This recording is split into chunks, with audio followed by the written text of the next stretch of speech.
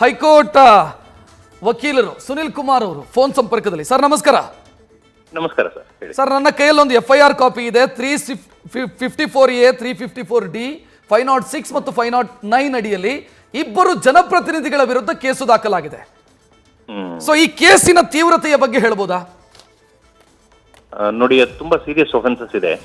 354A ಮತ್ತು 354D ಮಹಿಳೆಯರ ಮೇಲೆ ಆಗುವಂತ ದೌರ್ಜನ್ಯಕ್ಕೆ ನಾವು IPC ನಲ್ಲಿ ತಂದಿರುವಂತ ಪ್ರಾವಿಷನ್ಸ್ ಅದು.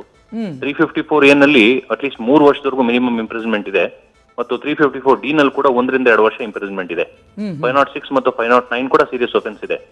ಸೊ ಪಾರ್ಲಿಮೆಂಟ್ ಏನ್ ಮಾಡ್ತು, ಮಹಿಳೆಯರ ಮೇಲೆ ಆಗ್ತಿರುವಂತಹ ದೌರ್ಜನ್ಯಗಳನ್ನ ಕಟ್ಟುನಿಟ್ಟಾಗಿ ನಾವು ಅದನ್ನ ತಡಿಬೇಕು ಅಂತ ಹೇಳಿ ಅದನ್ನೆಲ್ಲನೂ ಕೂಡ ನಾನ್ ಕಾಗ್ನಿಸಬಲ್ ಒಫೆನ್ಸ್ ಅನ್ನು ಮಾಡಿದೆ ಮತ್ತು ನಾನ್ ಬೇಲೇಬಲ್ ಒಫೆನ್ಸ್ ಅನ್ನು ಮಾಡಿದೆ. ಹಾಗಾಗಿ ಈಗ ಈ ಪ್ರಕರಣ ಬಹಳಷ್ಟು ಸೀರಿಯಸ್ ಇರೋದ್ರಿಂದ ಈಗ SIT ತನಿಖೆ ರಚನೆ ಮಾಡಿದ ನಂತರ ಈಗ ಮಹಿಳೆಯರು ಯಾರಿದಾರೋ, ಕಂಪ್ಲೇಂಟ್ ಯಾರು ಕೊಟ್ಟಿದಾರೋ ಅವ್ರನ್ನ ಮೊದಲು ಮ್ಯಾಜಿಸ್ಟ್ರೇಟ್ ಅವರ ಮುಂದೆ ಕರ್ಕೊಂಡು ಹೋಗಿ ಒಂದು 164 ಸ್ಟೇಟ್ಮೆಂಟ್ ಅಂತ ಮಾಡಿಸ್ತಾರೆ. ಅವರ ಕಂಪ್ಲೀಟ್ ಹೇಳಿಕೆಯನ್ನ ಮ್ಯಾಜಿಸ್ಟ್ರೇಟ್ ಸಾಹೇಬ್ರ ಮುಂದೆ ನಿಲ್ಲಿಸಿ ಅದನ್ನ ಹೇಳಿಕೆಯನ್ನ ರೆಕಾರ್ಡ್ ಮಾಡಿಸ್ತಾರೆ. ಅದು ವಿಡಿಯೋಗ್ರಾಫ್ ಕೂಡ ಆಗತ್ತೆ. ಅದಾದ ನಂತರ ಇಮಿಡಿಯೇಟ್ ಆಗಿ ಯಾರು ಆರೋಪಿ ಸ್ಥಾನದಲ್ಲಿ ಇರ್ತಾರೋ ಅವ್ರನ್ನ ಕಸ್ಟಡಿಗೆ ತಗೊಂಡು ಅಥವಾ ಎನ್ಕ್ವೈರಿ ಮಾಡ್ಲಿಕ್ಕೆ ಅವ್ರಿಗೆ ಸಮನ್ಸ್ ಅನ್ನು ಕೊಟ್ಟು ಅವ್ರನ್ನ ಬಂಧಿಸುವಂತ ಸಾಧ್ಯತೆ ಕೂಡ ಬಹಳ ಹೆಚ್ಚಿಗಿದೆ. ತುಂಬಾ ಸೀರಿಯಸ್ ಒಫೆನ್ಸ್ ಇದೆ ಮತ್ತು ಬಹಳಷ್ಟು ಬೇಸರ ಆಗುತ್ತೆ ಈ ತರ ಪ್ರಕರಣ ಆಗಿದೆ. ಮತ್ತು ಯಾರೋ ಪ್ರಖ್ಯಾತವಾದಂತ ಜನಪ್ರತಿನಿಧಿಗಳು ಇಬ್ಬರ ಹೆಸರು ಬಂದಿದೆ. ಇದರಲ್ಲಿ ಸತ್ಯಾಸತ್ಯತೆ ಎಷ್ಟಿದೆ ಅನ್ನೋದನ್ನ SIT ನವರು ತನಿಖೆಯನ್ನು ಮಾಡ್ತಾರೆ. ಸುನಿಲ್ ಸರ್, ಇಲ್ಲಿ ಒಂದು ಪ್ರಶ್ನೆ ಬರುತ್ತೆ. ಈಗ ಇಂಥ ಕೇಸ್ಗಳಲ್ಲಿ ಸಂತ್ರಸ್ತೆಯ ಹೇಳಿಕೆ ಅಷ್ಟೇ ಸೀಮಿತ ಅಥವಾ ಸಾಕಾಗತ್ತಾ, ಅಥವಾ ಅದಕ್ಕೆ ಪೂರಕ ದಾಖಲೆಗಳೇನಾದ್ರೂ ಕೂಡ ಕೊಡಬೇಕಾಗತ್ತಾ ಕಂಪ್ಲೇಂಟರು? ನೋಡಿ ರಕ್ಷಿತ್, ಇದಕ್ಕೆ ಸ್ವಲ್ಪ ಪೂರಕವಾದಂತ ಹೇಳಿಕೆ ಅಥವಾ ಪೂರಕವಾದಂತ ಸ್ವಲ್ಪ ಸಾಕ್ಷ್ಯಾಧಾರಗಳು ಕೂಡ ಬೇಕಾಗ್ತದೆ. ಈಗ ಈ ಮಹಿಳೆಯರು, ನೊಂದು ಮಹಿಳೆಯರು ಯಾರಿರ್ತಾರೋ ಇವರು ಕಂಪ್ಲೇಂಟ್ ಯಾಕೆ ಕೊಡ್ತಿದ್ದಾರೆ ಮತ್ತು ಕಂಪ್ಲೇಂಟ್ ಕೊಡ್ಲಿಕ್ಕೆ ಇನ್ಸಿಡೆಂಟ್ ಆದಾಗ ಯಾವಾಗ ಆಯ್ತು ಆವಾಗಿಂದ ಈಗ ಕಂಪ್ಲೇಂಟ್ ಕೊಟ್ಟಿರೋದಕ್ಕೂ ಡಿಲೇ ಏನಾದ್ರು ಬರುತ್ತಾ? ಒಂದು ಪಕ್ಷ 6 ತಿಂಗಳು 8 ತಿಂಗಳಾಗಿದ್ರೆ 8 ತಿಂಗಳು ಯಾಕೆ ಸುಮ್ಮನೆ ಇದ್ದು ಈಗ ಕೊಡ್ತಾ ಇದ್ದಾರೆ? ಮತ್ತು ಈ ತರ ಇನ್ಸಿಡೆಂಟ್ ನಿಜವಾಗ್ಲೂ ಆಗಿದ್ರೆ ಅವಾಗ ಆ ಸಂದರ್ಭದಲ್ಲಿ ಮನೇಲಿ ಯಾರಾದ್ರೂ ಬೇರೆ ಸಾಕ್ಷಿ ಇದ್ರ, ಸಾಂದರ್ಭಿಕ ಸಾಕ್ಷಿ ಅಂತ ನಾವು ಕರಿತೀವಿ, ಸರ್ಕಮ್ಸ್ಟೆನ್ಷಿಯಲ್ ಎವಿಡೆನ್ಸ್ ಯಾರಾದ್ರೂ ಇದ್ರ ಅಥವಾ ಐ ವಿಟ್ನೆಸ್ ನೋಡಿದವ್ರು ಯಾರಾದ್ರೂ ಇದ್ರ, ಎಲ್ಲವನ್ನೂ ಕೂಡ ಸಾಕ್ಷಿಯನ್ನ ಕುಲಂಕುಷ ಪರಿಶೀಲನೆ ಮಾಡಿ ಆಮೇಲೆ ಯಾವುದೂ ಇಲ್ಲ, ಈ ಮಹಿಳೆಯರ ಹೇಳಿಕೆ ಮಾತ್ರ ಇದೆ ಅನ್ನೋದಾದ್ರೆ ಇವ್ರಿಗೂ ಮತ್ತು ಮನೇಲಿ ಏನಾದ್ರು ಯಾರು ಈ ಜನಪ್ರತಿನಿಧಿಗಳಿದಾರೋ ಇವ್ರಿಗೂ ಮತ್ತು ಅವ್ರಿಗೇನ ಗಲಾಟೆ ನಡೆದಿತ್ತಾ ಅಥವಾ ವೈಯಕ್ತಿಕ ದ್ವೇಷದಿಂದ ಕೊಟ್ಟಿದಾರಾ ಅಥವಾ ನಿಜವಾಗ್ಲೂ ಇನ್ಸಿಡೆಂಟ್ ಆಗಿದೆಯಾ ಅನ್ನೋದನ್ನ SIT ನವರು ಕೂಲಂಕುಷವಾಗಿ ತನಿಖೆ ಮಾಡಿದ ಮೇಲೆನೆ ನಮಗೆ ಗೊತ್ತಾಗುತ್ತೆ.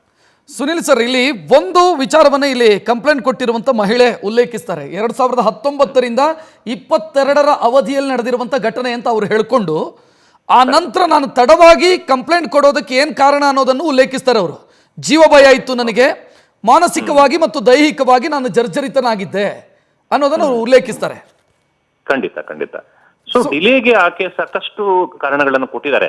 ಬಟ್ ನೋಡಿ ರಕ್ಷಿತ್, ಒಂದು ಪ್ರಬಲವಾದಂತ ಸಾಕ್ಷಿ ಇವರಿಬ್ಬರು ಪ್ರಜ್ವಲ್ ರೇವಣ್ಣ ಮತ್ತು ರೇವಣ್ಣ ಅವ್ರ ವಿರುದ್ಧ ಬರೋದು ಅನ್ನೋದಾದ್ರೆ ಈ ವಿಡಿಯೋ ರೆಕಾರ್ಡಿಂಗ್ ಗಳು ಇದೆಯಲ್ಲ ಅದು ಬಹಳಷ್ಟು ಅವ್ರ ವಿರುದ್ಧವಾಗಿ ನಿಂತು ಬಿಡುತ್ತೆ. ಈ ವಿಡಿಯೋ ರೆಕಾರ್ಡಿಂಗ್ ಏನಾದ್ರೂ ನಿಜವಾಗ್ಲೂ ಒಂದ್ ಪಕ್ಷ ನೈಜತೆಯಿಂದ ಕೂಡಿರೋದಾದ್ರೆ, ಅದು ತಿರುಚಿ ಮಾಡಿಲ್ಲ ಅಥವಾ ಅದು ಕ್ರಿಯೇಟೆಡ್ ಅಲ್ಲ, ನಿಜವಾದಂತ ವಿಡಿಯೋ ರೆಕಾರ್ಡಿಂಗೇ ಆಗಿದ್ರೆ ಖಂಡಿತವಾಗ್ಲೂ it will become A very credible evidence against mister Revanna and mister Prajwal Revanna. Sunil sir, ಇಲ್ಲಿ ಒಂದು ಪ್ರಶ್ನೆ. ಈಗ ಇಬ್ರು ಜನಪ್ರತಿನಿಧಿಗಳು, ಒಬ್ರು ಸಂಸದರು, ಒಬ್ರು ಶಾಸಕರು. ಸೊ ಇವರನ್ನ ಅರೆಸ್ಟ್ ಮಾಡೋದಕ್ಕೆ ಪ್ರೊಸೀಜರ್ಸ್ ಏನಾದ್ರೂ ಇರುತ್ತಾ ಇಂಥ ಕೇಸ್ಗಳಲ್ಲಿ? ಯಾಕಂತಂದ್ರೆ ನನಗೆ ಗೊತ್ತಿರೋ ಹಾಗೆ ಸೆಷನ್ ನಡೀತಾ ಇದ್ರೆ ಸ್ಪೀಕರ್ ಪರ್ಮಿಷನ್ ಅನ್ನ ಪಡ್ಕೊಳ್ಬೇಕು. ಅದು ಬಿಟ್ಟು ಬೇರೆ ಪರ್ಟಿಕ್ಯುಲರ್ ಪ್ರೊಸೀಜರ್ ಏನಾದ್ರೂ ಇದೆಯಾ? ಇಲ್ಲ ರಕ್ಷಿತ್, ನೀವು ಹೇಳಿದ ಸತ್ಯ. ಸೆಷನ್ ನಡೀತಿದ್ದಾಗ ಮಾತ್ರ ಸ್ಪೀಕರ್ ಅವ್ರ ಪರ್ಮಿಷನ್ ಬೇಕಾಗ್ತದೆ. ಈಗ ಸೆಷನ್ ನಡೀದೇ ಇರೋದ್ರಿಂದ ಇದು IPC ಒಫೆನ್ಸ್ ಗಳಲ್ಲಿ ಅವ್ರ ವೈಯಕ್ತಿಕ ಕಾರಣಗಳಿರೋದ್ರಿಂದ, ವೈಯಕ್ತಿಕವಾಗಿ ಅವ್ರ ಇನ್ವಾಲ್ವ್ಮೆಂಟ್ ಇರೋದ್ರಿಂದ ಅವ್ನ ಅರೆಸ್ಟ್ ಮಾಡ್ಲಿಕ್ಕೆ SIT ನವರನ್ನ ಅರೆಸ್ಟ್ ಮಾಡ್ಲೇಬೇಕು. ತನಿಖೆಗೆ ಅವ್ರು ಕೋಪರೇಟ್ ಮಾಡ್ತಿಲ್ಲ ಅನ್ನೋದಾದ್ರೆ ಖಂಡಿತವಾಗ್ಲೂ ಅವ್ರನ್ನ ಅರೆಸ್ಟ್ ಮಾಡಬಹುದು, ಸಮಸ್ಯೆ ಇಲ್ಲ. Yes, thank you Sunil Kumar. News First ಜೊತೆಗೆ ಮಾತನಾಡಿದ್ದಕ್ಕೆ ಒಂದಿಷ್ಟು ಕನ್ಫ್ಯೂಷನ್ ಅನ್ನು ಅವರು ಕ್ಲಿಯರ್ ಮಾಡಿದ್ರು. ಏನು ಈ ಕೇಸ್ನ ತೀವ್ರತೆ ಎಷ್ಟು, ಏನು ಕತೆ ಅನ್ನೋದರ ಬಗ್ಗೆ. SIT ಫಾರ್ಮ್ ಆಗಿದೆ, SIT ರಚನೆ ಮಾಡಲಾಗಿದೆ. ನಿನ್ನೆ ತಾನೇ ಮುಖ್ಯಮಂತ್ರಿ ಸಿದ್ದರಾಮಯ್ಯ ಈ ಬಗ್ಗೆ ಸ್ಪಷ್ಟಪಡಿಸಿದ್ರು. ಈ ಕೇಸಿಗೆ ಸಂಬಂಧಿಸಿದಂತೆ ನಾವು SIT ಮಾಡ್ತಾ ಇದ್ದೀವಿ ಅಂತ ಇವತ್ತು ಅದು ಅಧಿಕೃತ ಆದೇಶ ಆಗಿ SIT ಟೀಮ್ನಲ್ಲಿ ಯಾರು ಏನು ಅನ್ನೋದರ ಬಗ್ಗೆಯೂ ಕೂಡ ಸ್ಪಷ್ಟತೆ ಸಿಕ್ಕಿದೆ. ಇದರ ಜೊತೆಗೆ ಈಗ ಹೊಳೆನರಸೀಪುರ ಟೌನ್ ಸ್ಟೇಷನ್ನಲ್ಲಿ ಕಂಪ್ಲೇಂಟ್ ಆಗಿರೋದು ಪ್ರಜ್ವಲ್ ರೇವಣ್ಣ ಅವರ ಜೊತೆ ಅವರ ತಂದೆ HD ರೇವಣ್ಣ ಅವರ ವಿರುದ್ಧವೂ ಕೂಡ ಕೇಸು ದಾಖಲಾಗಿದೆ.